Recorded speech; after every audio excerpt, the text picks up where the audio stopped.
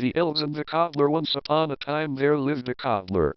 He was honest and hard-working, but he was very poor. Times were bad and he grew poorer and poorer.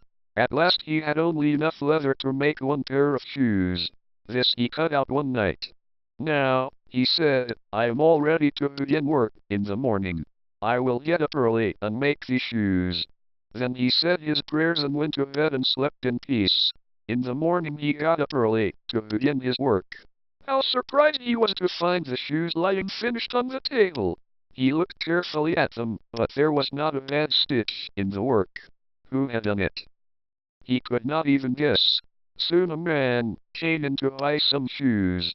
The pair was so well made that he bought it for a good price. With this money the shoemaker got leather to make 2 pairs. That night he cut them out. But he did not have to make them next day. The work was done for him in the night. He sold these 2 pairs of shoes and bought leather for 4 pairs. These he cut out that night and found finished the next morning. So it went on. The work which he began one day, he found finished the next. He had only to buy leather and cut out shoes. One winter night the shoemaker cut out several pairs of shoes. Then, instead of going to bed, he said to his wife, "My dear, I should like to find out who helps us every night. Suppose we sit up and watch." His wife agreed. So they left the candle burning. They hid themselves in a corner of the room. As the clock struck 12 there came into the room 2 little naked elves. "Us and I should like to do something for them. Hear my plan. They must be cold, running about with not a rag upon their backs. I will make them sew me clothes and knit them some stockings. Do you make a pair of shoes for each." "That I will and gladly, too," said her husband.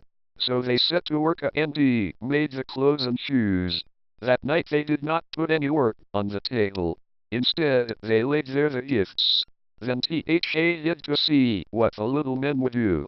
At midnight and they see aim.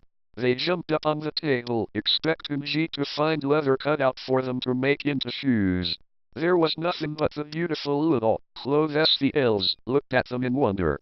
The wife felt the soft cloth and put their hands in the little pockets. At last they dressed themselves and jumped and danced for joy. Over stools and chairs they went, singing, "Who will wonder at our glee? Happy little men are we, well dressed now, as you may see." At last they danced out of the room and they never came back any more. But the shoemaker who had been kind to those who had helped him was never again in want. As long as he lived, he and his wife lacked nothing.